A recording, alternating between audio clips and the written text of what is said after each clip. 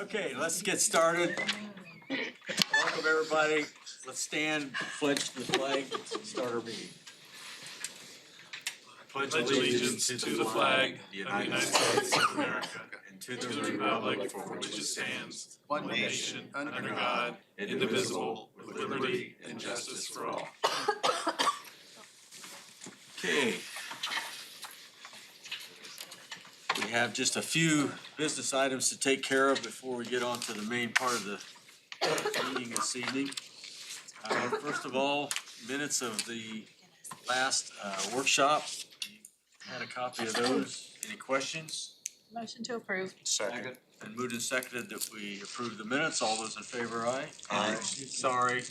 Point of order. It's on Oh, the screen, so we have to do a roll call vote. thanks, Barry. Yes, thank you. Thanks a lot, Barry. So glad you're here. So Misty, how do you vote? Please take the Harris. Yeah, I don't know. Misty? On the minutes? Yes. Okay, I thought we were doing something exciting. She's like, I was no. getting real excited about something else. You, Aye. Jeff? Yes. Matt? Aye. Max votes aye. Aye. Aye. Motion, Barry? Aye. Motion passed. Motion I'll and a make a motion second. that we approve the minutes from the Second. last workshop. And a second. Any You further get that on my map? discussion? If not, all in favor of the motion signify by saying aye. Aye. Opposed, same sign. Motion carries. First item on the agenda was Adam McLean to talk about transfers with the grants, grant that they had gotten for community corrections. He is not able to be with us this evening. He does not feel well. We have the documentation here to do that, and if no one has any real questions, we could go ahead and transfer all that stuff tonight. If you want to wait till he can be with us to explain anything, that's fine. Pardon? Is there a fund number for that grant? There are multiple funds here to be transferred in the 1,000s, in the 2,000, and the 3,000 lines. One is code 11-472, to transfer $4,164.50 into 13,670. Line 22-110 is $293. Code 22131 is $1,000, and 22-320 is $2,000, for a total $3,293 into line item 1367. And then from line 33-230 is $4,700, 33-620 is $220, 33-810 is $200, for a total of $5,120 into 13,670. Do we wish to have a motion on that? I will make the motion that we approve, and did you, and maybe you did it in the beginning, did you read from 1122? Yes, I think so. So I would make the motion that we approve these transfers. Second. Any discussion? Misty, how do you vote? Aye. Why am I first? You're the junior That's councilwoman. The kid, we called kids. Okay. I want to make sure you have your chance. Okay, thank you. Jeff? Who put me between these two? That's a good question. Aye. Aye. And I vote aye. Aye. Aye. Barry? Aye. Motion passed. Okay, Jeff, got a issue All right. on workers' comp. Couple of things here, but first is workers' comp, and again, I have to apologize that we've had increases in our insurance program this year, this past year. Remember that we renew as of July 1, and so it catches us in the middle of a budget year. But this, again, was totally unexpected. It's a bill for $22,320 that is based on the audit of our workers' comp insurance program. And so they come in and look at how many employees we have and how much they're paid. There were some significant raises again this year. So the increase in the premium is $22,320. That is not budgeted. I talked to Max about this a little bit and talked about the possibility of paying that out of the council one-time line item. So that is our request. This would be to Gregory and Appel. Actually, I think contingency would probably be a little better in this situation since it's not a capital type Good item. point. That'd be fine.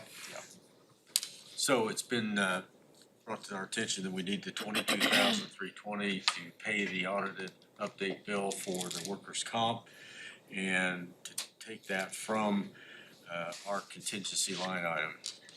Do we have a motion on that? So moved. Second. Any discussion further? My only question is, do we knowing that this was our effect this year, did we correct that for 2024-25 year? Each year, there is an audit of Right, the employees and there's an adjustment made to the premium. right. I think, and I talked with Jeff about this, that in budget cycle this fall, we probably need to add some in Exactly. in anticipation of, we don't know what that'll be, but we know it, every year we have to do some, so we just as well. We had very low increases in recent years, but last year it was in excess of 18%, which So I was guess- actually better than a lot of people's renewals. That's what I We was were gonna happy, that ask. was on the, not on the workers' comp fee. On our insurance program in general. Do we know percentage-wise how much of an increase it was just on the workman's comp? I do not know, the budgeted number was 180,000. That's after we made adjustment for the increase. Short So this amount from this- that 180? Correct. So we're short this 22,320. Jeff, can I ask, how many claims have we had, workman's comp claims? Do you know offhand? I do not. Okay. I do not.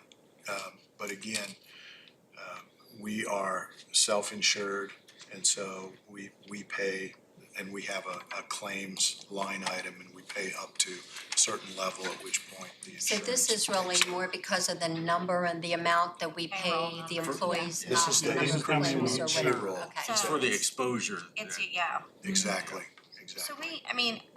because I'm new at the table, so just give me a ton of mercy here. So could we opt to go ahead and have a higher amount that we pay so we're covered and not have to come back to the coffers? Yes. Okay, And so as you get into the budget cycle this summer, we will Talk about that. propose a higher number, but again, it's gonna be a guess. This So, is 13% increase from the 180,000 we had budgeted. correct. You don't know So, until the actual audit takes place and how many people you had and how We much can they got paid. anticipate some. Yeah, we can yeah, have because 25,000 we pay people that higher, like we pay it higher because I don't wanna have to adjust money I wasn't expecting. I'd rather get money back. and we so pay higher again, throughout the year. not knowing what the circumstances are gonna be as we go into the budget for 26, we can attempt to raise these line items, but it's gonna be up to you guys to determine, do we have It's enough really, money to it's do really a that? guess because we're hoping that this year we don't have a huge increase in our premiums across the board, but that's probably not how the trend is going at this point. Fires in California and No, it's going on. hurricanes, Floodings. other places, floods. And so we will attempt to estimate and give you our best estimate of what they will be, and then a factor of 10% or 20% over that. And we'll work on it together to try to come closer. Luckily, you've been able to set aside dollars to pay for unexpected expenses like that, and hopefully that will continue. But we're in maybe a better position than some to absorb some costs, but we'll do the best we can, and we will work as closely with you all as we can to make sure we have a good budget. Thank you. Any other questions? I have a motion and it's been seconded. Barry, how do you vote on this? I don't believe that. Aye. Threw him Kathy? off guard. Aye. Gary? Aye. I vote aye. Aye. Aye. Bye. It Is he carries. always gonna make you vote last now? I'm I was ready. Is that all the action items you have? or- Actually, we, to address this claim, so we could just take a minute. Yeah. He needs these 30 seconds. This is 30 seconds. 33. Did you start the timer? 33 seconds? I mean, Okay. 33. Okay, so, one of our current employees, a new employee for the highway department, had previously been employed in Allen County. That his wages were being garnished. They over-garnished his wages. And so Allen County, the circuit court, sent Wayne County a check for $628.52. So the agreed on with the auditor's office way to deal with this is to pay that out of the general fund unappropriated line item, which is 50003, in the amount of that $628.52 to the employee that it was inappropriately taken from in Allen County. Move So- for approval. Second. We have a motion and a second. Any further discussion? Hearing none, all in favor of the motion signify by saying aye. Aye. Opposed, same sign. Motion carries. Thank you. You would Okay. like to do these claims too. Couple more claims, sorry. Sorry. Go ahead. This is the 33-second claim. Oh, Yeah, because that was yeah, a this minute was- and 15 seconds, just so you know. 1:15. Wowza. Hey, I have- That's pretty good for me. I know, I know. Kinda, I have claims to approve. go ahead. And I would like to make a motion to approve claims on federal taxes and perf paid on 2/21, payroll paid on 2/21, Dunflex and garnishments paid on 2/21. And that is it. Second. We have a motion and a second to approve the claims. Any further discussion? Hearing none, all in favor of the motion signify by saying aye. Aye. Opposed, same sign. Motion carries. That should take care of it. Thank you. Thank you. Last meeting, we had a lengthy discussion on 4D court matters. We asked Jeff, we have a meeting with all those key stakeholders. Jeff's been working very hard on this. I wanted him to give us a brief update this evening. No action at this point, but I want to be ready, hopefully at March 5th meeting to do what we need to do to fix this. But if you could briefly update us, appreciate it. Sure. I met with Judge Horn, Austin Shadle, Lonnie Lipov, with the staff from the prosecutor's office in a meeting on last Friday concerning this. The short version is there's about 3 different areas that are concerns. Number one, due to an illness, things kind of fell off the table, so to speak, about the $60,000 that was being transferred the last 2 years, which has put them in the rear in some of the areas. Number two was basically how long time frame the council was going to be doing that. And then number 3 was the communication between the council and those players involved in the 4D system themselves. And a couple of things, I know in speaking with Max, we have been working on to get that rectified, to get them out of the red. Number 2, a suggestion that I had with those at that meeting, if there was ever a question that moving forward, once we get something put into place and how we're going to do this, that we have an MOU or something in writing that stipulates what the council's agreed to and what they've agreed to.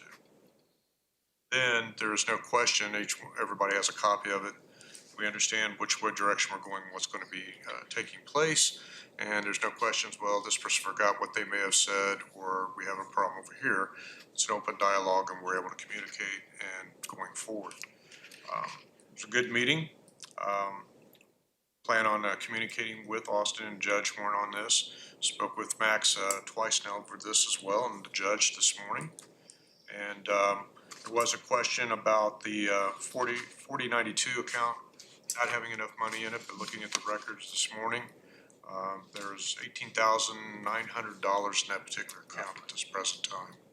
So I believe that's been resolved, has it not? Yes. Okay. So that's the short version, basically, of the meeting that we had. And I'll probably be having another meeting with them and meeting with them in the future, once we decide how we're gonna move forward with this and get this taken care of. Also, just for sidebar, I did reach out to John Mahler. I had a Teams meeting with him yesterday, spoke with him at length and had a couple questions, and he was able to answer those questions for me. John, as you all know, is one of them that does the auditing of those accounts, as well as the State Board of Accounts. I proposed the idea of the MOU or the documentation of the council and how we're gonna be doing this. He also thought that was a good idea. The only thing he asked was, once we get to that point, they would also like to look at it as well. So, any questions? We're making progress. Thank you, Jeff. Steve Ickenpop. Okay, looking at your bi-monthly report for projects that are ongoing. First item on the list is the generator. You know, we've had some delays in this, had correspondence back and forth with our contractor on this as well. It appears that the holdup is with a subcontractor out of Indianapolis who actually provided the generator to us. But at the end of the day, you know, we're still being affected by this. We talked to the commissioners about this today.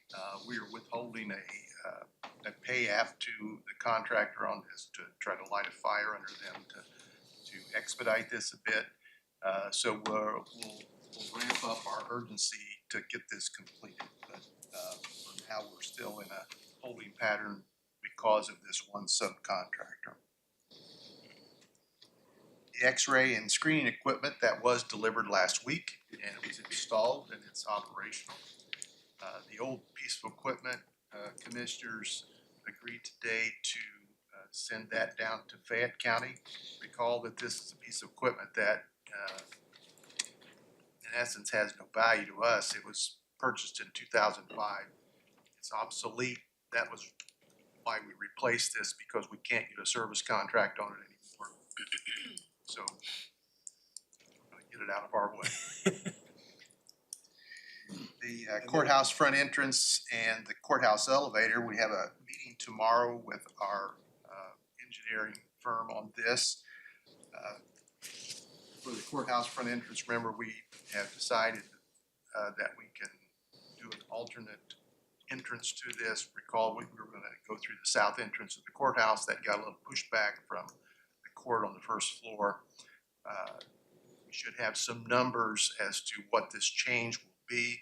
I don't anticipate that there'll be a lot of difference in the overall cost, simply because the entrance to this that we were gonna use on the south was gonna be requiring a ramp to be put in there, as well as a handicap accessibility. So those costs will go away. The only additional cost that we may be looking at, because there'll be employees and the public now in close proximity at the construction area, it'll require a different type of screening fence of where they go through there. So we'll discuss those tomorrow and should have some numbers for you at your council meeting in March. And then the courthouse elevator, again, you know the story on that. We'll be discussing options going ahead with this. I will say though that, you know, we've had some issues with the current elevator, which is the very reason we're looking at a new elevator for this. We had another incident last week. Fortunately, our folks that we have the repair contract with were able to respond and fix it within a matter of hours, but there were still some folks stranded on this third floor. So I think I suggested to the commissioners today is it's still gonna be some time before we get, you know, the new elevator in place. So we're gonna look at a chairlift possibility to put that in place temporarily to go up the flights of stairs. So we'll see where that goes and obviously report back to you on that. The IT cabling project is pretty well right on schedule. They've completed this building. They're just removing now some of the older cabling that's in place. And they should be done with this building this week. And they'll be moving on to, I think the jail is next. And that will present some problems as it did at the courthouse, just simply because of the secure nature of the building and some of the rebar and some of the walls that they're gonna have to go through. So, but they'll be moving on to the next building after this week. And then the Prox card lock system, we have a pre-construction meeting scheduled with the contractor that was awarded the bid on this February 25th. And then after that meeting, I should be able to give you a schedule of events for that installation. And then I'll be working with HR and the commissioners because we'll need to have a policy in place as to how the Prox cards are distributed and who gets what access to what doors with these Prox cards. So, and then on the lower right-hand corner of your sheet is your council one-time balance as of yesterday and the fairgrounds naming rights balance as of yesterday. Any questions? Okay, thanks. Thanks, Steve. Yeah, just briefly, I will say that as we go into March, we've got two bookings at the fairgrounds on the same weekend.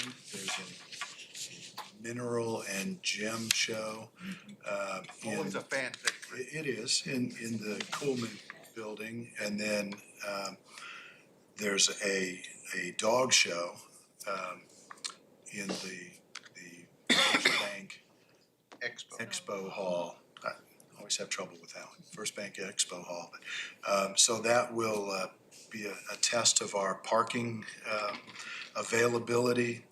We are again starting to look at addressing parking. We didn't get it done in the fall, but hope to have a plan to present in the spring, where we would start with gravel lots and let that kind of percolate for 6 months or so, and then maybe have those paved late in the season in October, November, so that for next year we'd be having additional space available. So we'll keep you posted on that, and don't forget to get out to the gym and mineral show and the dog show that first weekend in You March. could buy gems for your dog.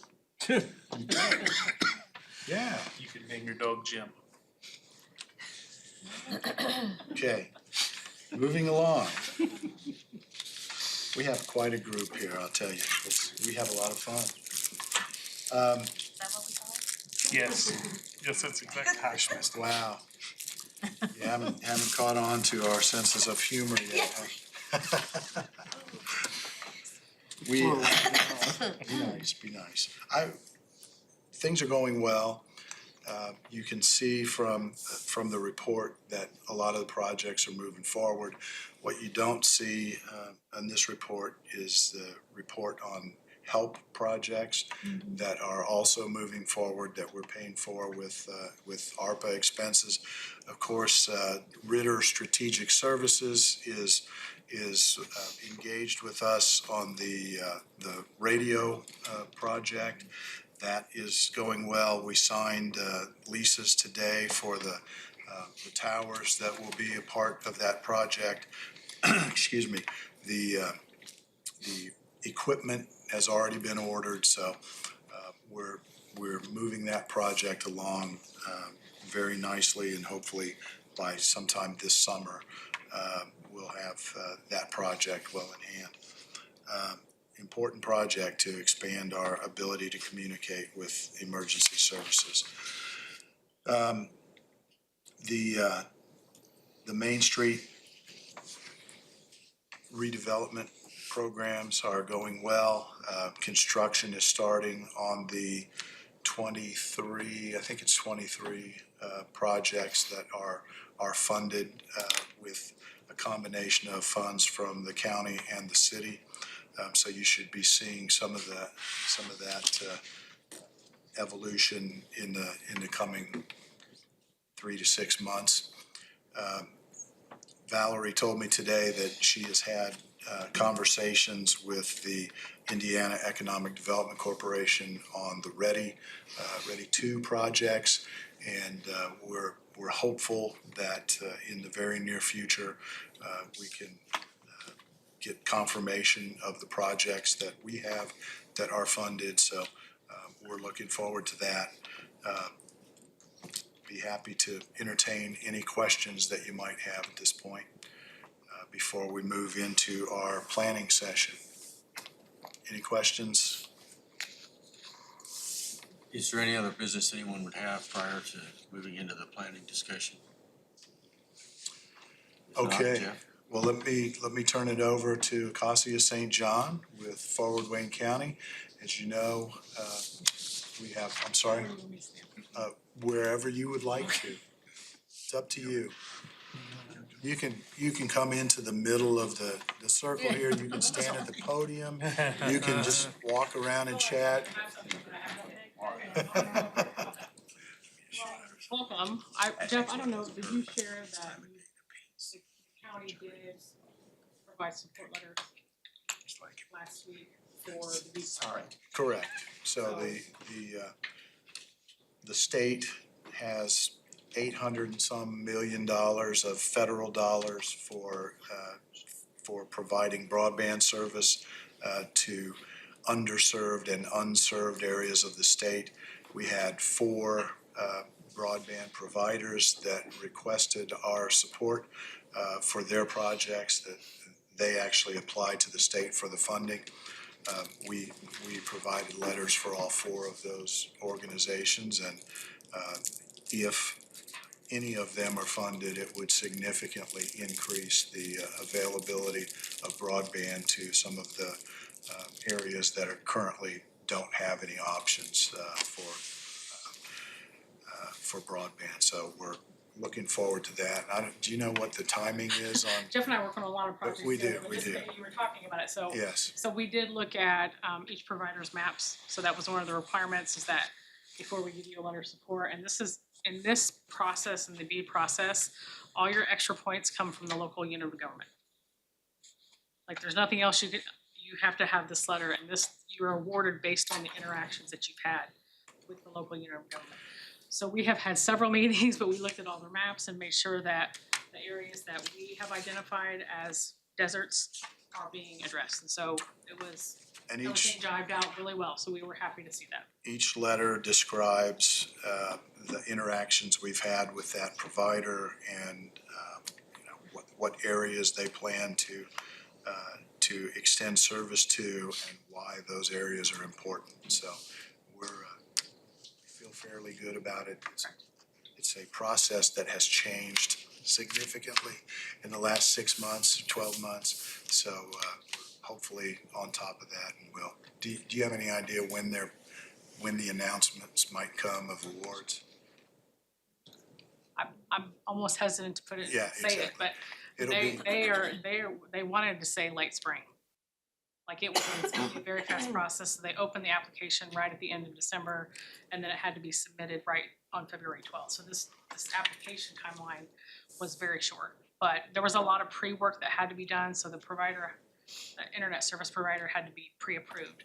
So it's not like, hey, they opened it and it's a free-for-all and you can, so they had to go through this whole pre-qualification process before they were even eligible to apply for the funding. So they've done a lot of the foundational work, and so we'll see how it turns out. So they said late spring, but. They didn't say what year. Correct, correct, that's what we also like to kind of joke about, so. But that's not why we're here tonight. Exactly. Again, I think I know pretty much everyone in the room. Mr. Kappa, I don't think we are as familiar, and we are getting more familiar. However, you'll see me a lot, but I represent Forward Wayne County and the Wayne County Foundation. We are partnering with the county government on countywide strategic planning. It's something that I know that this council, previous councils for a long time have really wanted to look at a countywide process and how do we bring our communities together. And this kind of builds upon the momentum that we have experienced in the last 5 years. And so we have contracted with HWC Engineering, Chris Mason Gordon, and then Jacob Olam over here to and others, there's others in the process, to kind of start working on this process. And so I'm gonna turn it over to them, but we're excited. We have our last community meeting, town meeting, excuse me. We have our last town meeting tomorrow with Boston. So. They reschedule Cambridge for next week? Yes, That's it's the next community meeting. Wednesday. So the Okay. town meeting, Okay. we're doing town meetings, so we're doing 12 town meetings, and then we're doing 4 community engagement sessions. Okay. We're partnering with our school systems and all the towns that feed into those schools. Thought it'd be easier to try to do 4 meetings rather than 12 in the month of February. I'm sorry, when did you say the Cambridge City one was rescheduled? So the Cambridge City one has been rescheduled for February 26th. Still the same place, same time. We will have another community feedback session tomorrow in Centerville. At the, I have it on my phone. It's at the, It's the cafeteria, it's the High school Centerville High School cafeteria, cafeteria, the main yes. entrance. and it's So we 6 will- o'clock as well, right? Yep, all of them at 6 o'clock. So, also the other person with HWC came from Batesville, so he's been in Richmond, went to Batesville, and now he's back. So we are, we're excited. It's a building process, it's a relational building process, but we've been having some really great conversations, and so we are excited. So we had 12 of our 14 incorporated communities participate. It was optional, so. We had only 7 participate in help. Correct. Got 12 participating in this process. So we're having some really great meetings, and then Jeff and others felt like it was important that we have a session just with our commissioners and our county council, as you represent the entire county as well, in your specific towns, but also in your respective work that you do, that you can have some guidance and some input into what we're doing. So I'm gonna turn it over to HWC. I'll be over here. You can ask me any questions. I might jump in here and there, but Max said we have an hour. So if you know me, we're gonna hold to an hour. Okay. I was a little nervous when Beth got out her timer, but I think we can do it. Thank you, Acacia. Jeff, anything else you'd want to add to the intro as to why we're doing the process and what we're doing before we jump into our presentation and introductions? No, I think they've heard me say it many times before that it's important to keep the momentum building. We have been able to do that, and collaboration is going to be more and more critical as time goes by, and this is a way to do that. I think the fact that more communities are participating in this process, which does not have any specific funding committed to project completion, rather than the HELP program, which had millions of dollars committed to the projects, speaks volumes about how important this is going forward. So I've been very pleased with how HWC has been conducting these sessions, and looking forward to sharing some today about where we're headed as a county. So Awesome. thanks, Mason. Go ahead.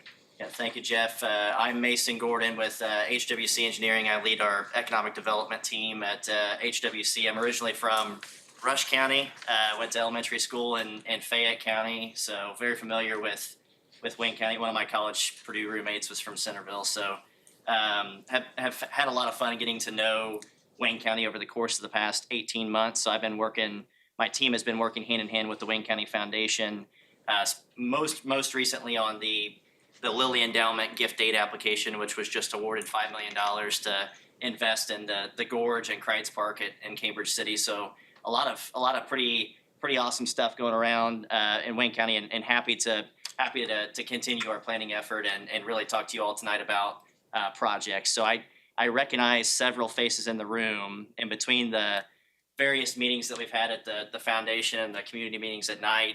There's going to be probably some slides that are duplicates of previous presentations. So want to be most respectful of everyone's time and really spend most of our conversation talking about projects. But before we kind of get there, I just want to say that Jeff and I's first conversation about this planning effort really centered around the Stellar Pathways program and the opportunity for Wayne County to capitalize on the momentum built by HELP to go try to become a Stellar Pathways community. I interned for Rushville's Mayor Mike Pavey back in 2016 when Rushville became a Stellar community. So that Stellar program is near and dear to my heart. Brian Sheehan, if you don't know him, was Director of Special Projects for Mayor Pavey in Rushville. Stellar is near and dear to his heart as well. And really this planning process was born from Wayne County not being on that list of finalists, which did not make any sense at all. I think if Okra wanted to invest in a community that had been doing the right work and building upon help and the program that you all had been doing, Wayne County made perfect sense, but unfortunately not named a finalist. And I'll just say I got to help a finalist, Warren County, on the Illinois-Indiana line, and the planning process that we've already gone through was much more robust here than there, because you have time to actually do a proper planning process. That Stellar application had to be put together in such a expedited time frame that these conversations were not nearly as in depth as a Stellar finalist as they are here. So the work that you all are doing is worthwhile, and I think will continue to build the momentum and set you up for additional success in the future. So want to go quickly through kind of what we're trying to accomplish, the momentum that's kind of led us to this process, and then ultimately allow a vast majority of our time today to be talking about specific projects and what are priorities for the commissioners and for the council. So we are developing a strategic investment plan, which is the exact same type of plan that would have been built during the Stellar Pathways process, but essentially trying to identify action-oriented strategies that can get projects done. This process started with the review of over 30 planning documents across Wayne County. You guys have done, between the town governments and the county government and various entities, you've done a lot of planning work. You're getting a lot of stuff done, but there's a lot more stuff to get done. And this process is hopefully leading us to a roadmap to get the most important projects countywide accomplished within the means of the towns in the county that are involved. So we hope that this serves as a roadmap for the next 5-10 years to start checking projects off the list and getting things done. As Jeff mentioned, there's no specific funding source tied to this planning effort. So we acknowledge that funding is probably going to be a barrier to a lot of these things. So we're going to be at the mercy of what funding becomes available. But we hope that we are setting you all up for success to accomplish those things once that funding opportunity becomes available. One thing that we've realized during this planning process is that Wayne County is very, very uniquely positioned to be really a leader for the state in accomplishing talent attraction and talent retention efforts. But you are, as the Eastern Gateway to Indiana, you all are Indiana's front door and have an opportunity to welcome folks from outside the state of Indiana to come to the state and most importantly, come and live and work and play in Wayne County. Obviously, the tremendous assets that I-70 and US 40 are for your history and for your communities are tremendous assets to build upon and leverage as we find projects and move Wayne County toward the future. Your higher education institutions and the sheer number of students that are located in Wayne County for a portion of their life provided an opportunity to have a captive audience of young people to fall in love with your community and hopefully stay here for the long run. You have a tremendous offering of natural amenities that naturally create destinations that people want to spend their time in and around that truly are second to none. And I think a really great opportunity that you all have is a strong population base already. So at 60,000 plus people, you have the amount of population necessary to sustain some of those amenities that people want to see in the community in which they live and work. So all those things add up to a very strong value proposition for Wayne County to attract and retain additional visitors, additional students, and additional residents. And all that means that as we fill out every single grant application and we go after every single grant possible, you all have a winning formula there that should be valuable to make an investment in. And I think that will bode well for us being able to strategically position each of these projects that become priorities for funding at the end of this process. And as a result, there has been a tremendous amount of momentum over the course of the past 5 years. So if you look at a chart of literally since 2021, there's been over $40 million of grant funding awarded to Wayne County. And I guarantee this is not an exhaustive list. We could probably continue to add up other grants that you all are pursuing for other things. But when you think about Ready 1.0, the East Central Indiana region winning $15 million and roughly 2.95 coming to Wayne County for the Elder Beerman workforce housing project. That's a tremendous investment. The HELP process, as Jeff mentioned, there's $14 million of ARPA and OKRA funds invested in Wayne County. That's amazing. Earlham winning $25 million from the Lilly Endowment to invest in their, connecting their campus to downtown Richmond. That's a significant investment that not every community and not every college across the state of Indiana was able to achieve. Ready 2.0, and last year, East Central Indiana winning $35 million in the second phase of Ready versus the $15 million of the first phase. As Jeff mentioned, we're still working out how to get those projects approved so that way we can officially announce how much funds are officially awarded to particular communities. But there's going to be some additional investment in Wayne County through that program as well. And then last but certainly not least, another Lilly Endowment investment of $5 million in the gift aid submittal as a part of the Wayne County Foundation's gift aid application. $40+ million of grant funding to Wayne County in that short a period of time is incredible. And each one of those grants had planning processes, but they were all very reactive, right? The state announced Ready 1.0 has been created, so we started a planning process. The state announced HELP, and we started a planning process. The Lilly Endowment announced the gift aid program. We started a planning process. This process that we're going through right now is meant to be very proactive, that there's not an immediate grant at the end of this, but we're doing the planning work and identifying the priority projects so that when those next big things happen, we're prepared for it. And I think HELP is a great example of that, where all 7 of the communities in Wayne County got together. They did strategic planning. They identified projects, and one of those projects was Kreitz Park in Cambridge City. Kreitz Park received some HELP funding for some various aspects in the park, but one thing that couldn't get funded was an outdoor performance venue. All of a sudden, a couple of years later, the Gift 8 program is announced. The Community Foundation is looking for quality of life projects to invest in the community. And that project was sitting there saying, we've got this funding gap. We've got this great project. We've got all these plans in place. We just need some additional funds. That project gets plugged into the Community Foundation's Gift Aid application. And now with the $5 million award that was announced in December, that project is going to now be fully funded. So that's the reason why we go through this process and allow things to evolve over time and be there when the next great opportunity presents itself. So what's next? We don't really know. We in our business, we work with communities across the state of Indiana, and my boss always jokes about 10 years ago we used to say, what would you do if $5 million fell out of the sky? And now it seems like $5 million is literally falling out of the sky all the time.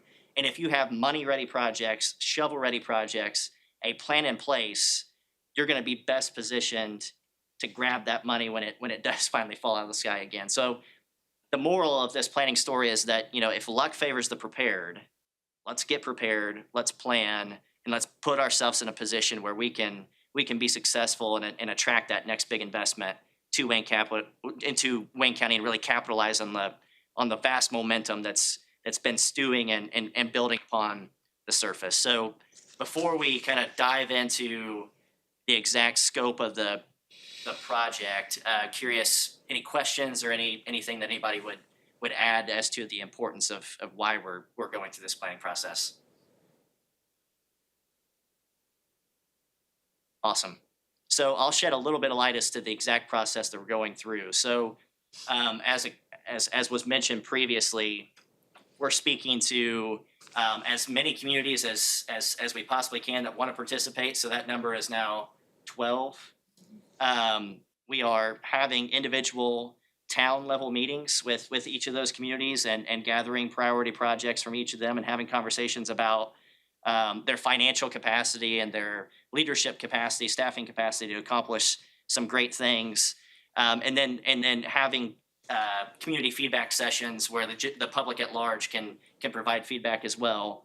all with the goal of us being able to identify 30 of the highest priority projects across Wayne County that we will develop a strategic investment plan to help move that project forward. And I've got an example here in this next slide as to what we're trying to come up with. So this is kind of the roadmap that we're trying to get to with an example of the gorge up here, trying to identify what are the key action steps that need to happen to make a project possible. So if there's this great project idea and they don't own the property, one of those action steps is going to be we've got to secure that property, we've got to get an option, we've got to be able to identify what are those big things holding that project back from being able to be accomplished. Most importantly, too, I think we want to identify what are potential funding sources. And a lot of the great conversations that we're having with towns right now, they don't have to wait on that next big thing to fall out of the sky. There are already existing state and federal programs that they can immediately go submit applications for and hopefully bring some funding home simply because of heightened awareness as to the funding opportunities out there. And I think that's one thing that we've realized. Some towns are kicking the door down and they are going after every single dollar that they can from every program that they can.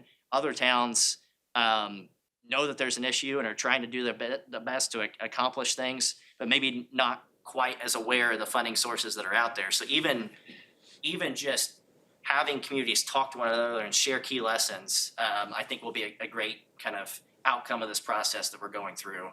So we are having those meetings, identifying those projects with the goal of 30 of these projects having this type of level of roadmap to put together that we can hopefully work on accomplishing each of those projects.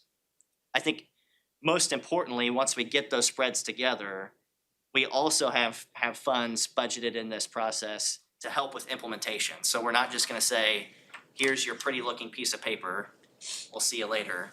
We're going to provide technical assistance and be able to dive a little bit deeper and hopefully help communities accomplish the things that they're trying to accomplish. So the point of this plan is that we are getting stuff done as a result of it. And if that means we're circling back around a table at the end of this process and we're rolling up our sleeves and helping a community solve a big problem, that's what we're here to do. So strategic investment plan with 30 of those project spreads, but most importantly, let's work on accomplishing those key things that come out of the plan at the end of this process. Any questions about the process itself and kind of what we're accomplishing? Like I said, we've started with over 30 existing planning documents, and we've ciphered through those plans to try to identify projects, and we've already found over 200 plus projects that were mentioned in planning documents to start a project list. In front of you today, Jacob handed out a couple of plans that were kind of county-wide. So a lot of those plans were maybe town specific. So specifically for the county, we've got there was a Wayne County Residential Outlook, the Wayne County Comprehensive Plan, and we lumped in the Wayne County EDC's plan as well as a countywide priority to be able to show you here's a sampling of projects that were mentioned at a county level. So don't take these as the gospel. This is not a full inclusive list of priority projects, and I guarantee there's going to be things that you all talk about tonight that aren't on that list. But this at least gives you a starting point as to things that we've identified in planning documents for the county.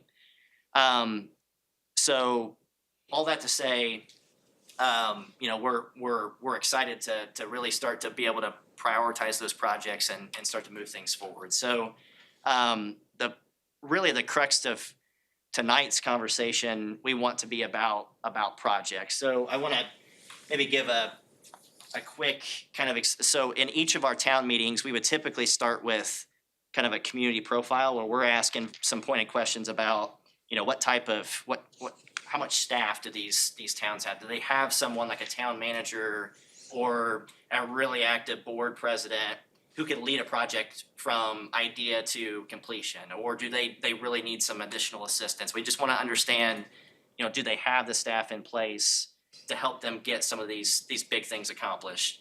We also talked to them about financial capacity and what type of funds might be on hand to use as matching dollars to invest in projects, what type of grants they might be eligible for and the income requirements that come along with those. We ask about grant writers and financial advisors as well. We want to know, are they already working with somebody to find grants? Do they have someone helping them strategically budget their funds and best use and leverage taxpayer dollars? Those are two things that are a little bit of a mixed bag, I'll be honest, across the communities, where some are very actively engaged with a grant writer, some are very actively engaged with Baker Tilly or Reedy Financial from a financial standpoint. Others are heavily relying on their clerk treasurer. So I already see that as an opportunity where there could be some additional learning or some additional capacity from that standpoint. We walk through their planning efforts, we walk through their departments and their key organizations, and ultimately we also try to learn a lot about their utilities and what sort of water and sewer and stormwater capacity they might have. And then we also walk through kind of their online presence. So I think to make sure that this conversation tonight can be mostly about projects, I'll probably circle back with Jeff and we can kind of learn from a county perspective some of these key questions. But we're gathering a lot of information about the communities that are purely just a nuts and bolts. How are each of those towns operating, and what might be some of those things that they're struggling with, that we can have kind of a county coalition of towns that can learn from one another and help each other across the way. And then we're having some very detailed conversations about projects. So I think, just like I said, the process itself has really allowed us to see what communities are strong and thriving, what communities are truly, working their tails off and trying to get things done, and ultimately allow us to inventory kind of where each of those communities stand. So anything that key learning wise, maybe some key themes that we're hearing. I mentioned financial advisors, grant writers are hit and miss. Some towns are very active in AIM and other professional development, government development type leadership development. Others definitely not. So I think that's another opportunity to get people connected with some of those statewide resources that could help.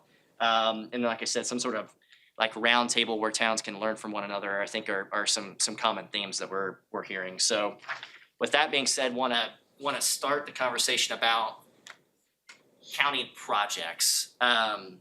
We've got, I believe we've got a listing here of some of the key kind of investment. Do we slide in the focus areas? Across kind of these 30 priority project areas, there's definitely been some common themes on the investment kind of focus areas. Housing has been a huge one. Childcare has been a huge one. Kind of blight elimination and redevelopment has been big. Infrastructure, recreation, arts and culture.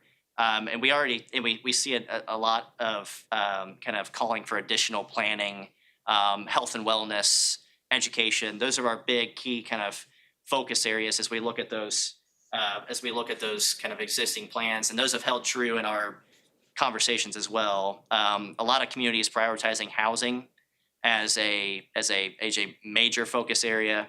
Childcare has been another one that's consistently kind of talked about as one of those top key focus areas. So really at this point, want to open the floor to conversation about countywide projects. So what would be, from a county commissioner, county council standpoint, when you look at all the towns and the unincorporated areas across Wayne County, what are those things that make it to your list as far as top investment priority projects for the county?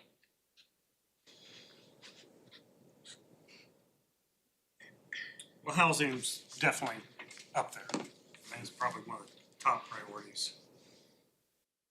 And are there specific?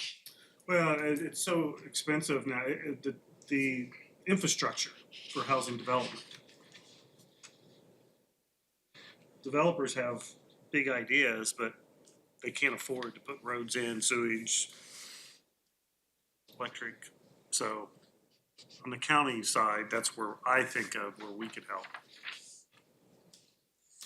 Our infrastructure of our roads and bridges is so critical.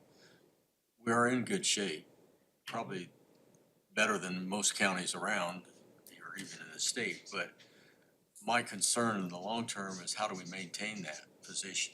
Because we're being confronted with some huge increases in cost and not getting the increased federal match money to do the projects that we need. So from a long-term stability standpoint, I think that's a major factor.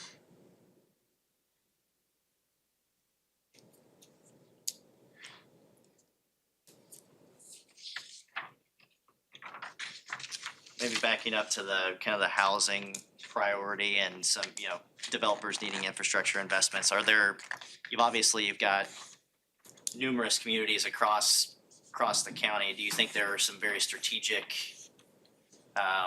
locations or opportunities that make maybe the most sense from a housing development standpoint?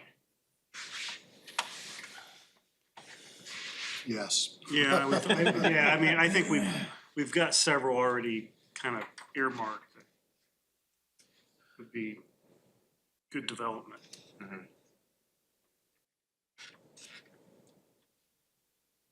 Other thoughts or? You wanna tell them where No, or? no, I don't. Okay, all right. Well, that's how this planning works. Yes, I think one of the things where the county can be the most helpful is to work with the towns and the city that have specific projects. A lot of construction in unincorporated areas, particularly if it's outside of the 2-mile limits, are gonna have septic systems and wells that are probably gonna end up being the responsibility of the homeowner to put those in, as opposed to a subdivision that we probably wanna try to encourage public utilities, sewage, water, electric, cable, broadband, and so on. And so working with the community that can provide that, to me, makes the most sense, and partnering. And I think a lot of things that the county might participate in will fall along those lines. Wayne County does not have a parks department, and I have no interest in creating a parks department and creating bureaucracy that costs more than the amenity itself. Particularly, if you look at Wayne County, where we have 14 incorporated towns that all want to try to provide some of those services for their residents, but they also provide that service for the people that live in that immediate adjacent community.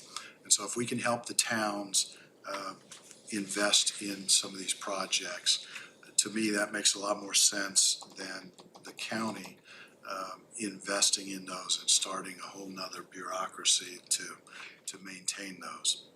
So that would be kind of my focus, would be working with all of these communities to try to help them become a hub for the people that live in those areas. And the same would hold true for housing.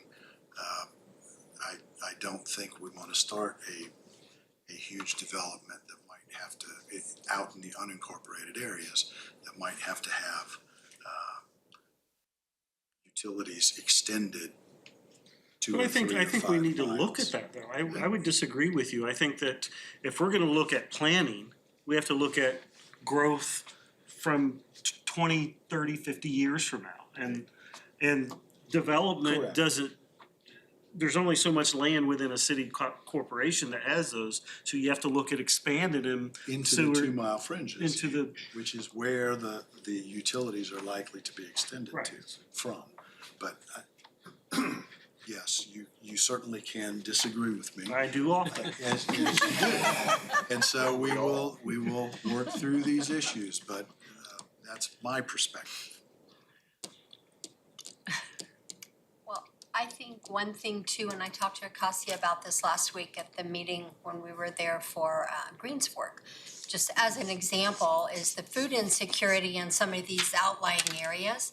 If you don't have a gas station that you can go to and get a hot dog on one of those roller thingies, I mean, that's about it, or some potato chips, but I don't know how the county could help with that.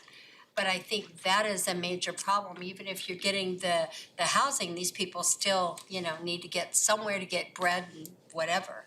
So, but I don't know, as far as the county goes, what we could do to help with that. But if we could, that would be great. And I think some other communities have identified similar topics in that area, which they have identified as business development, right? So that is where the county can support, even if it's through EDC or other entities, business development side of that. So that was identified, and that was identified last week as well. One of the things about the small communities is land acquisition. Farm grounds surrounded all those small communities. Those farmers don't want to sell for a housing development. They want to keep that as farm ground. I mean, that's the economy, and that's been the thing for 50 years. Nobody wants to sell any ground close to town for somebody to build. And so I think most of your development's going to be in the bigger towns where they have water and sewage. There, I mean, maybe pick up a house or two around the small communities, but I think the majority of it's going to have to be in incorporated towns that have water and sewage. So. A lot of the small towns around here won't annex, and so they have these tiny little borders too, and it cuts down on a lot of things. So that's probably important for some of the smaller towns to be able to annex in some more ground and different tax base for them. Even though several of the towns have the 2 mile fringe area to control the zoning, it's still county. Correct. And we're responsible for some of the things that happen there, building inspection. Shirley Lane in Cambridge. Absolutely. Yeah. Is a prime example. I live clear to the extreme out of Hagerstown's fringe, but I'm in the fringe. But near me, there's a housing addition that does not have city utilities. Will be a long time if it ever has city utilities. So we've got to work with that owner and those folks to be able to get what they need in order to establish a home there.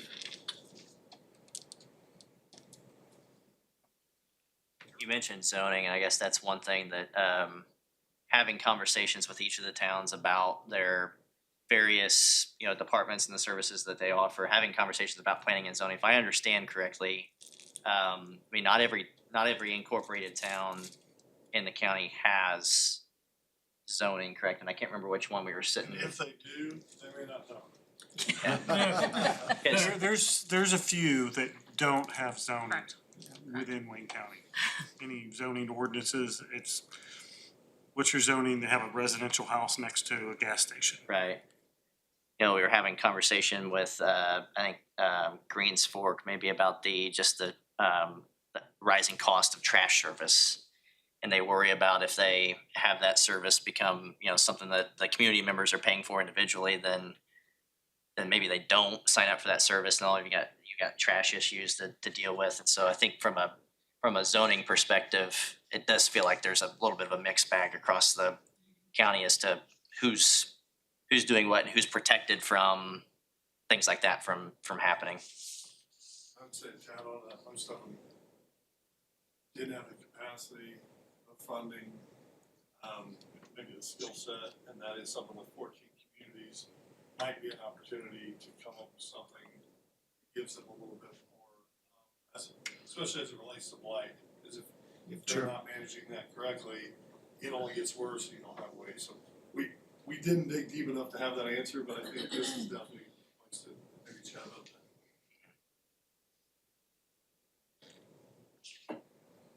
What would be some other priority projects?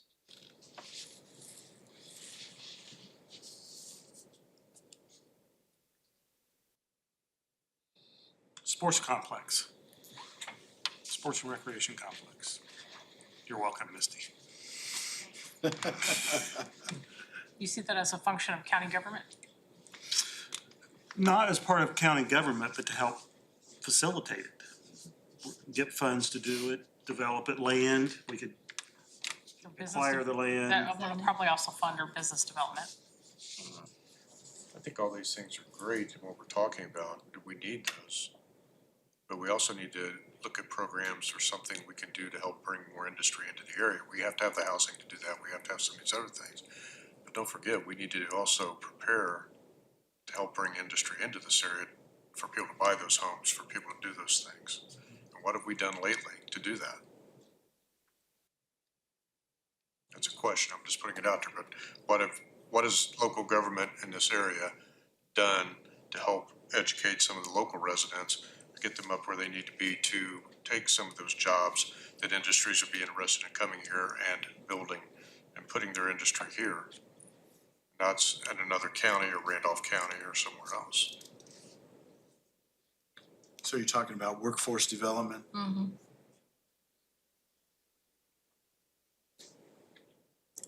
Which is a big issue. You I think talk it's to any major complex, employer. yeah. And I think hand in hand with that is workforce attraction.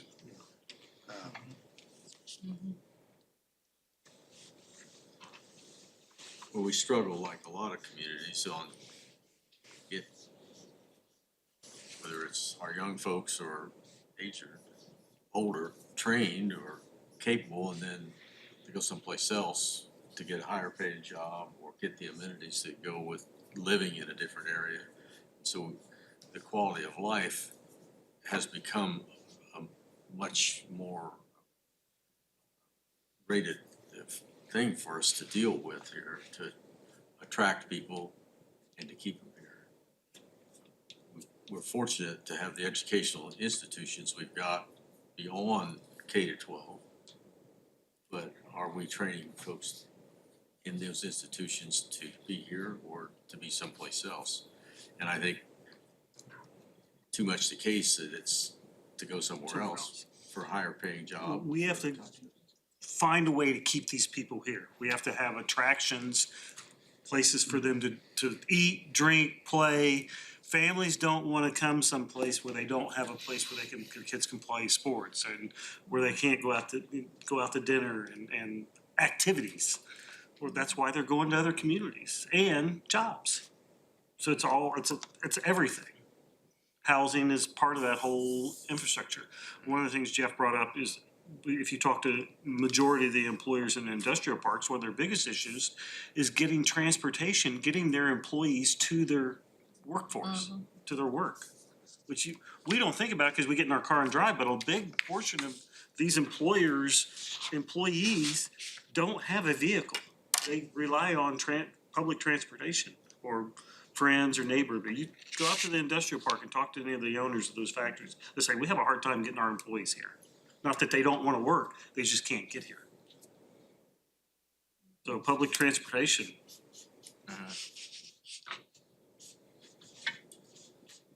Another big difficult thing to solve, but we heard that time and time again, the gift aid process as well. Even from like students at IU East or Earlham that didn't have a car and needed to go get groceries and things like that. So yeah, it seems to be a critical thing.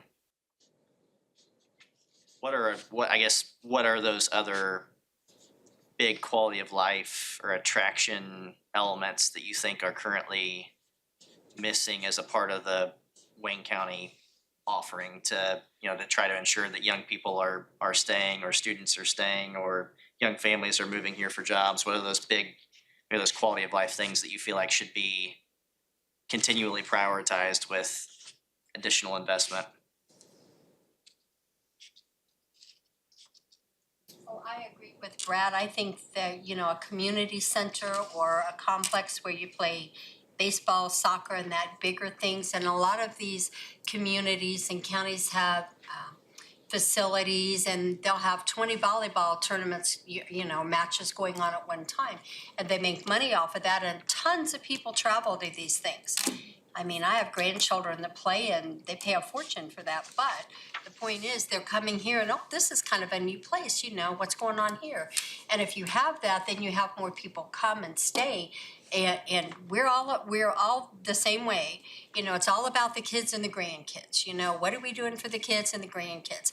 And what do they want? That comes before usually what mom and dad want to do on a weekend or whatever. So if we could get something like that going, whether it's then having a water park along with it, or I don't know what, but something, and especially for the kids after hours when the Boys and Girls Clubs close, what do? You know, we want some of these kids not to be out in the alleys and hanging out with gangs and doing things they shouldn't be. They need some other place to come, that if mom and dad are not able to come, and a lot of them aren't, they'd have some place where they'd have, you know, Brad's gonna sit and play cards with some kid because that kid's, you know, needs somebody and he's hanging out. We're just gonna say, throw Brad under the bus. But a place that they could come and feel comfortable and safe, and given the guidance, and maybe that same kid isn't one that goes to college, but he's gonna go out here and work at Belden and maybe move up the ranks of Belden, which would be great. So, you know, we have lots of different people, but if you don't have lots of different opportunities for them, then they kind of go down the drain.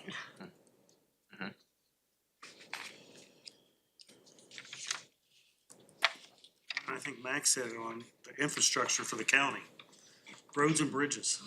Absolutely. We've gotta look at that. Because I mean, if we don't used to- maintain the roads and bridges, Yeah.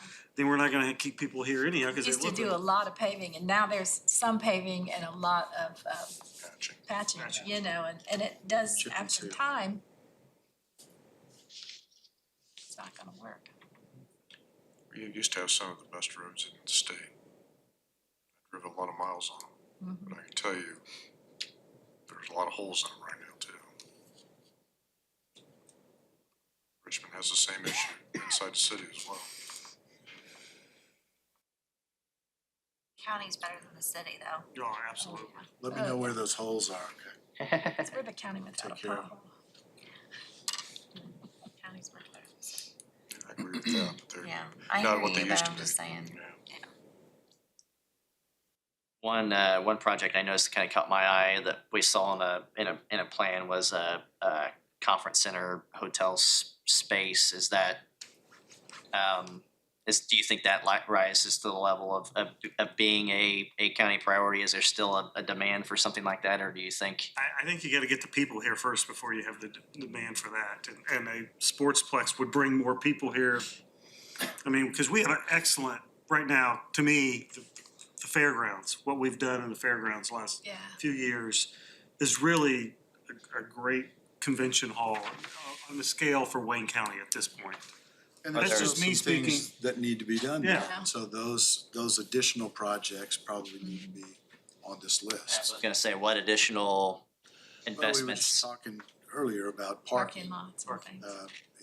and that's just one of the areas, you know, maintenance on some of the buildings, Storage areas. storage area. Kitchen. There are So. a number of things Breakout that, rooms. that we need to do. And Speaking from a tourism standpoint, because I'm on the tourism board, there is a need for a conference center that actually has breakout rooms and the right amenities that people want when they want to come here and have their conferences.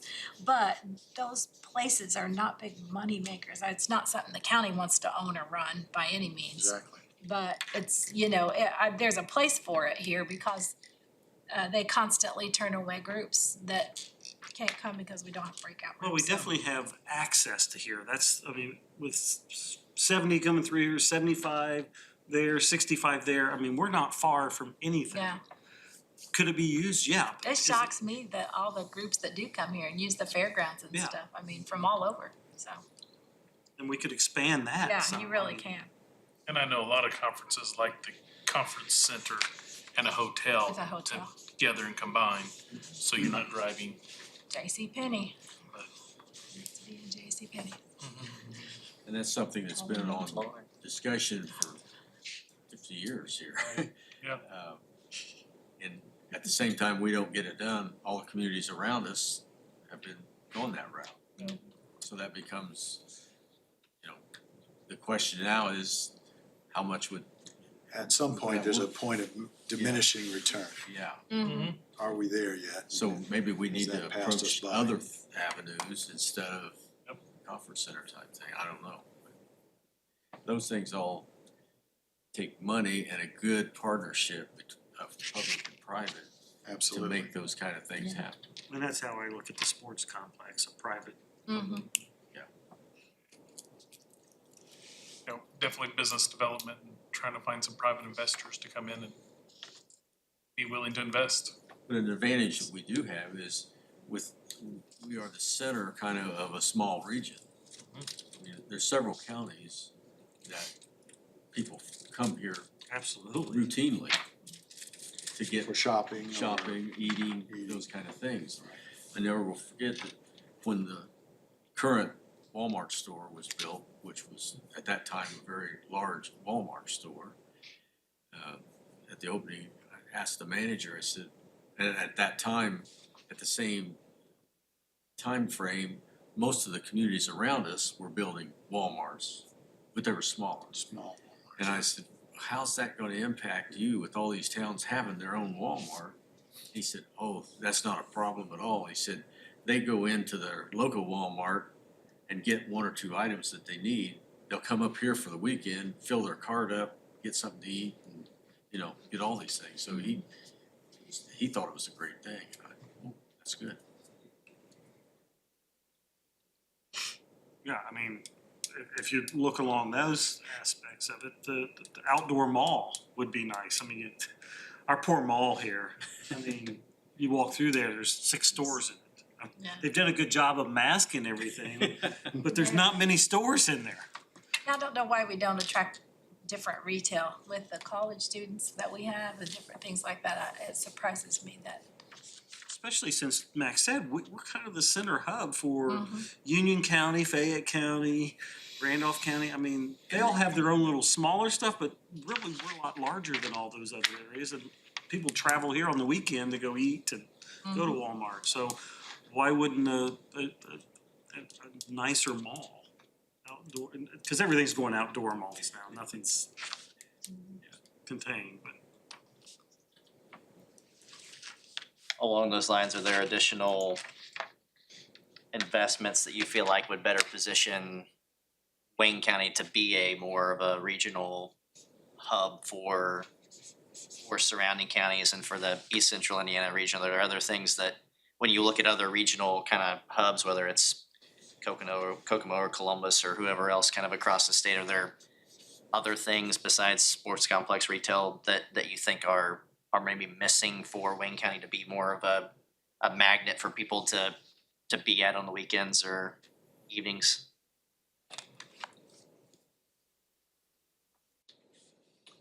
I think development of the gorge, as it's been discussed, could be a real big boon for us. And a lot of that is already in the planning stages. A lot of it has already been funded. But how far do you take that and what kind of amenities? You know, they're talking about things like zip lines and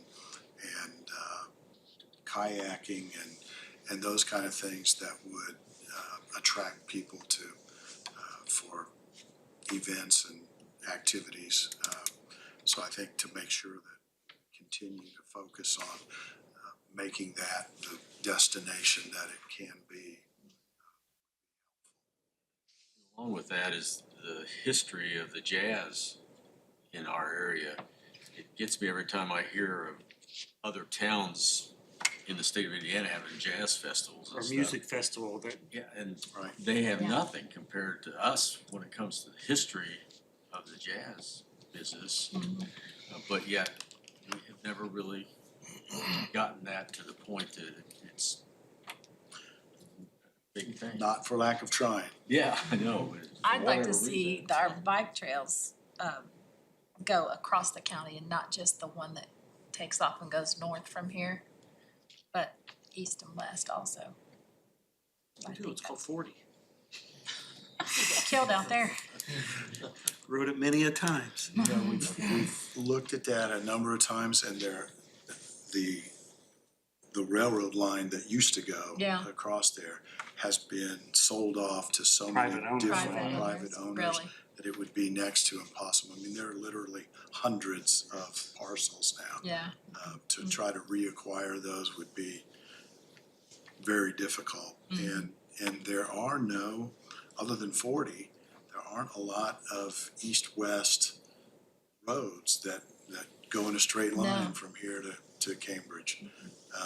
And so that's a challenge even to try to put a direct bike path on a lesser used county road. So, yes, would it be nice? Would anybody use it? I don't know. Okay, so let's, I'm gonna start a collection. Okay, there you go. And I think too, I mean, once we come up with some plans, I mean, I really believe one thing we've missed out on, I think we've marketed Wayne County, but I don't think we've really been real aggressive about marketing Wayne County. And we've got some great tools that we can use with the Tourism Bureau for Wayne County, the EDC, the Wayne Chamber of Commerce. We have a lot of those groups that are already in place. But I think if we really take an aggressive approach on marketing Wayne County, I think that would help attract.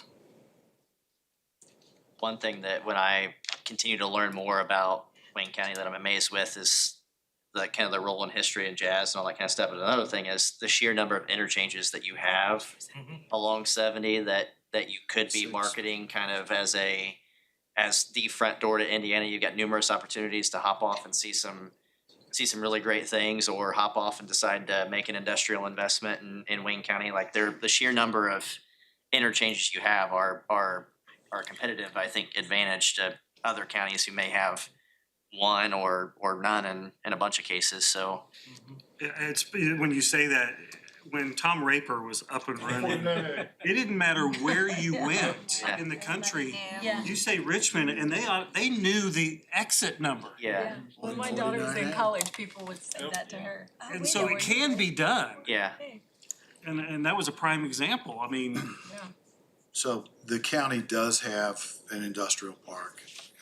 It has limited space available as it currently exists.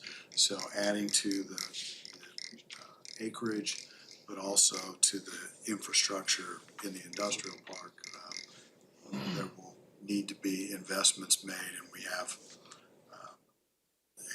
a partner in Cambridge City that provides the water and the Western Wayne Sewer District. I think we're in pretty good shape for the foreseeable future with the sewer capacity, but water capacity is an issue now.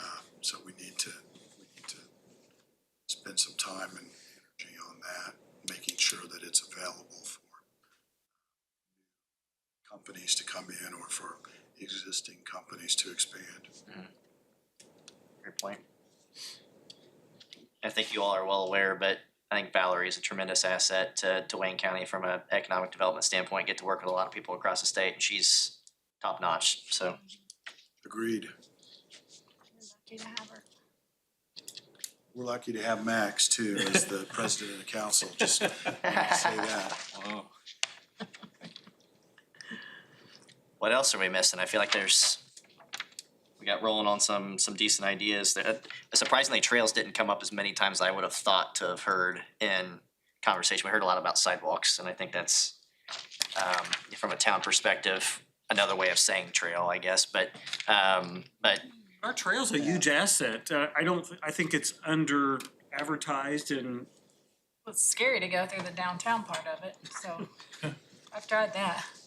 I mean, that's, You have to get on here and go north, like, you do. but I think that's something that could be It's scary. marketed more, expanded on. I mean, cause you can get on the trail and go to Muncie, You can go to Gas Marion. City. You can go to Right. You Marion. can go farther, It goes yeah. to Marion. It was, I don't know, it may still be the longest trail in the state, I thought it was. but it goes from Ladies have here miles now. to Marion. There is a section up near Marion that it gets off onto a road. Trying to find if I've ridden Yeah, that it's a far. But it's still an official, Goes to part of the Ted's trail. Road. and the Marion folks were heavily involved in the implementation of that trail to start with.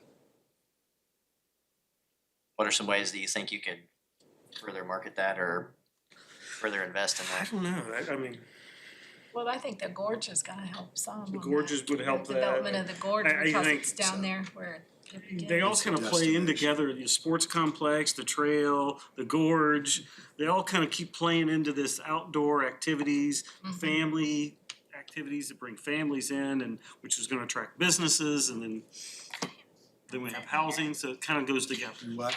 I'm just sitting here listening to all of his wisdom. It's just. She said wisdom. She did. She was talking about Brad. I know, I'm that's smiling. two I'm over words here most people don't smiling. put It's a together. compliment. It's affirmation. It's affirmation. I think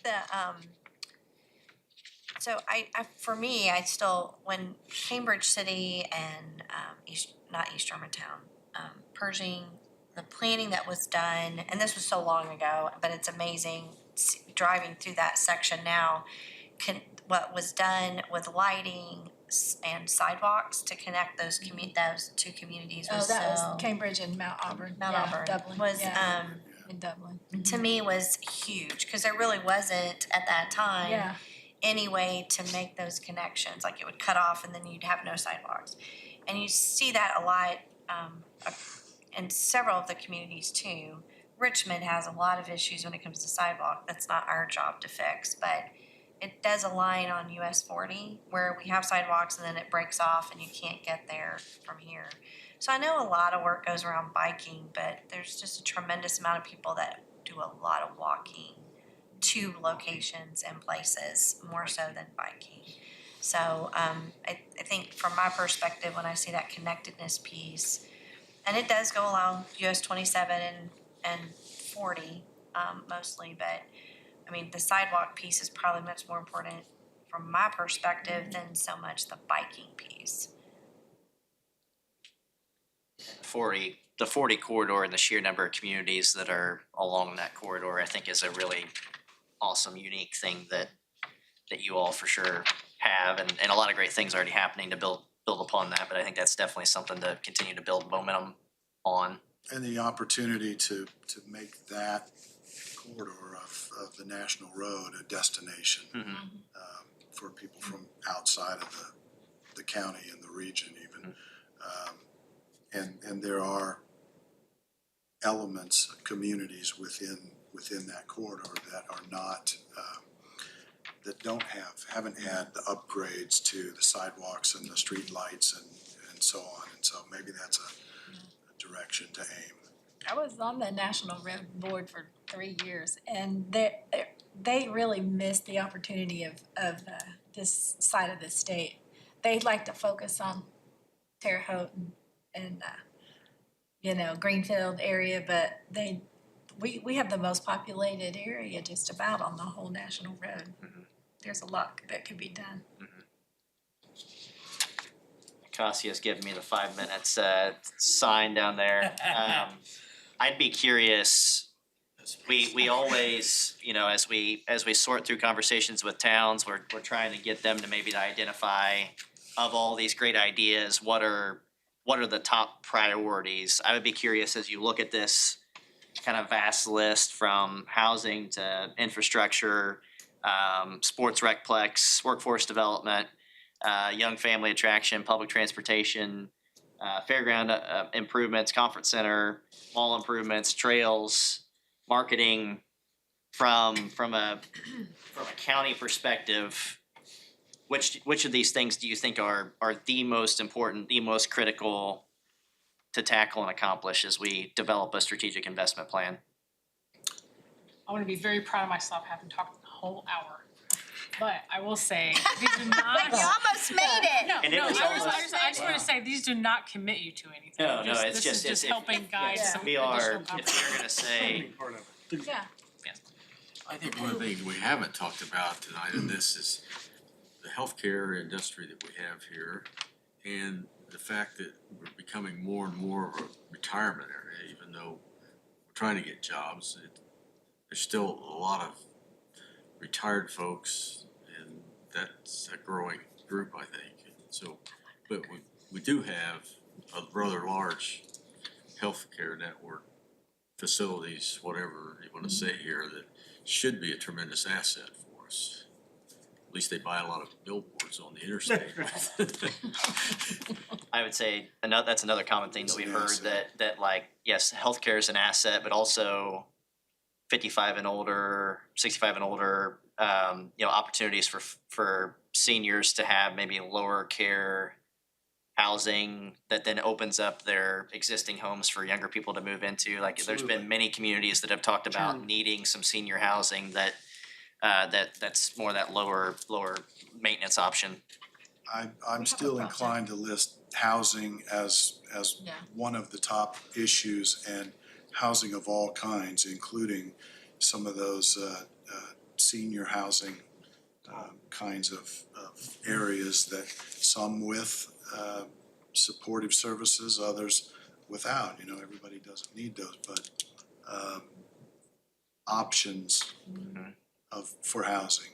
Young people want something different than ready to retire or already retired, and every place in between. And I think we're moving in that direction, but we need to try to continue that progress. And our healthcare structure here has also been a major contributor from my perspective of the Regent concept. Because Reed now, basically has facilities in all the counties around us. They have even acquired a hospital in another county, but they have facilities in other counties that have a hospital that's not part of their system too, which, good or bad, it's bringing people into us ultimately. And it also brings a lot of good paying jobs. Absolutely. So I will, just because of the industry that I'm in, I have conversations with young families all the time, every day. And the retention issue is more surrounding what activities, I'm gonna confirm what's been said, I just didn't want it to be the first. But if I look at priorities, that the amenities is what other things are available for my kids to do in the wintertime. Like what are things, indoor activities that they can have access to. So that's still that attraction side of, okay, yes, housing's important. I absolutely 100%, that's also an issue. But then also, okay, we moved here, look around, well, now what? And They go hand in hand. right, and so the market study that my organization did a couple years ago, that was the number one thing. Like, where can families need a place to go to be with their children, indoors, a safe place, to where they can do their little Wi-Fi, they can do their stuff, but their kids also have indoor activities 5 months out of the year too. So I still think you're looking at how that retention piece of spaces and places for the young people and for families. I think indoor was a very key word that you just said, that I've heard now consistently, that whether it's the Cardinal Greenway, the Gorge, those are all outdoor amenities that I don't know about any of you, but I'm not looking forward to going and taking advantage of that on a day like today. But those indoor amenities seems to be something that it's kind of, I keep hearing consistently. Good point. For me, as well as what Misty's saying is, at least I think that's what she was saying, the youth opportunities and the sports complex and that type of thing would float to the top for me, because just like the couple of the guys have said, you have older people, well, today they don't just sit in the rocking chair and knit, they get out and play pickleball and they do all these things. And they've rented not the Coolman Center, but the Richmond Building. So if we had a place for that, then a lot of these older folks would have more things to go and do and spend their money and do that.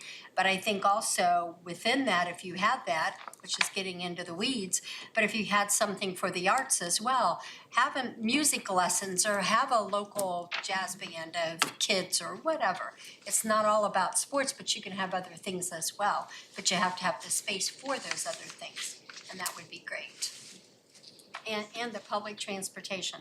Because if somebody lives in, we'll just say Cambridge City, and have a job at Belden, and they have an issue getting there, how are they gonna get there? And Belden really needs that person, and they need the job, but if we can do something to help with that, what that might be, I have no idea. I know. bicycles are probably not a great. It ties into the Response. workforce development piece too, Yes. because there's a lot of people in the small towns who would come to Ivy Tech or IU East, but they don't have a way to get there. And I think workforce development and attraction That's huge. has to be one of the top. Quick question, one thing we've asked for the towns, and I don't know that we do it here, but those are a lot of things. What's the county capacity to assist in things that are outside of, so I'm sure you're not all full-time. We have Steve Higginbotham.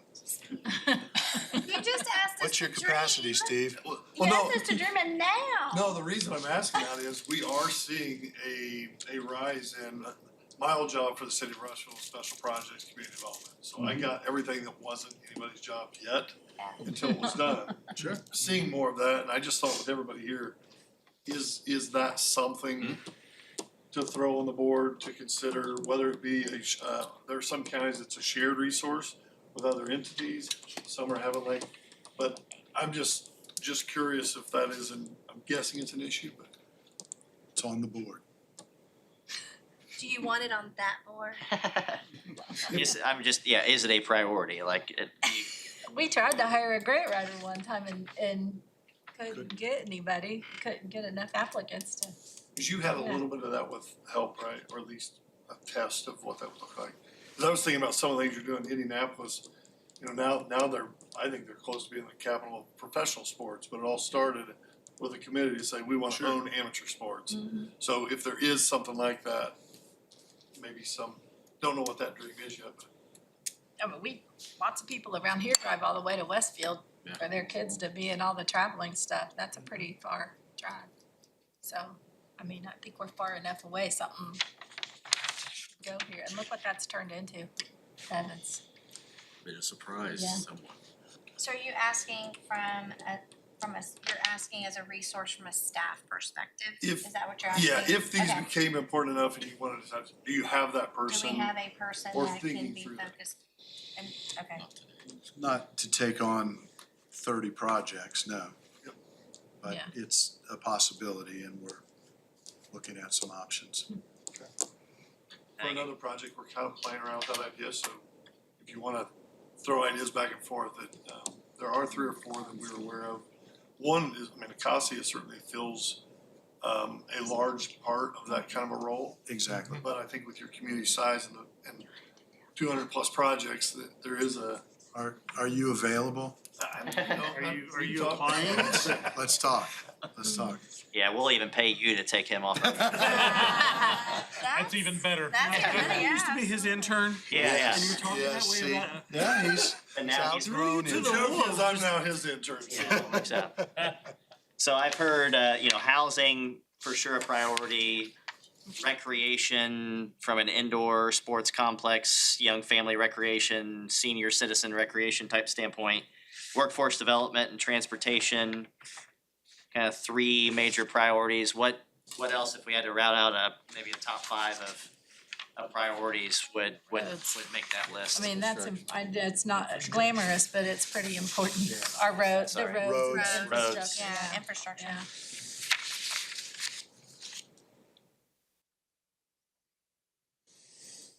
Although we don't have a lot of holes. Yeah. We don't. Jeff got lost in. He was in another county. Hunting around his own neighborhood. That was funny. I don't get mad, but I will show you where they are. I would love to see him. Love to see him.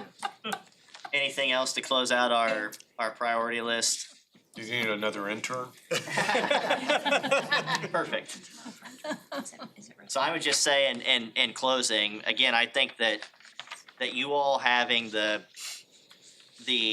willingness to proactively go through a process like this, I don't know what comes at the end of this. I don't know who accomplishes what. I don't know what opportunity comes to us. But like I said before, luck favors the prepared, and I really feel like you all are preparing in a time when everyone else is saying there's too much going on, there's so much going on, we don't have time to plan some more, we don't have time to think about these types of things. But you all positioning yourselves that you're now prepared means that when that next big opportunity comes, And that next big opportunity may just be helping one of the towns accomplish something that they've been working on for 10 years and just haven't been able to quite figure out how to ask the right questions to get done. So whether it's big or whether it's small, I'm very confident that there's gonna be some things that are accomplished at the end of this process. And you all being willing to invest in that planning proactively, I think says a lot about the direction the community's going and the direction that each of the towns will be going as a result of being a part of the county. So thank you for allowing our team to be a part of the process.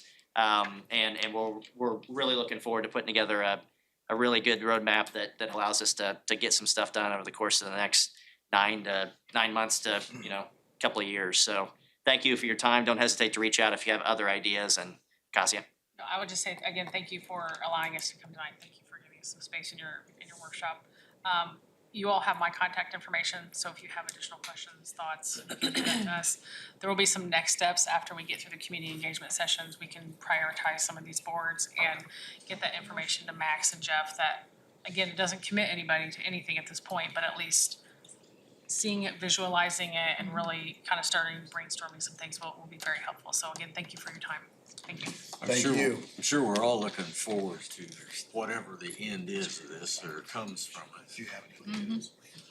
Well, if you don't dream, you don't get any place. Correct. Thank you. You have, Do you have like I say, anything, we're Bob, dreamers, but that we need to we're do trying tonight? to improve the county. We're dreamers, but we work well together. And that's another benefit to our county. It is, it's a huge asset. Thank you. Tomorrow evening in Centerville, next Wednesday, 6 o'clock in Cambridge. You're all invited to participate. Thanks a lot. Yep, thank you. Thank you, everybody. Have a great night. Thank you. We have a motion to adjourn, So moved. Second. and I'll not worry about a vote on that, 'cause we're all in favor. Aye. Thank you.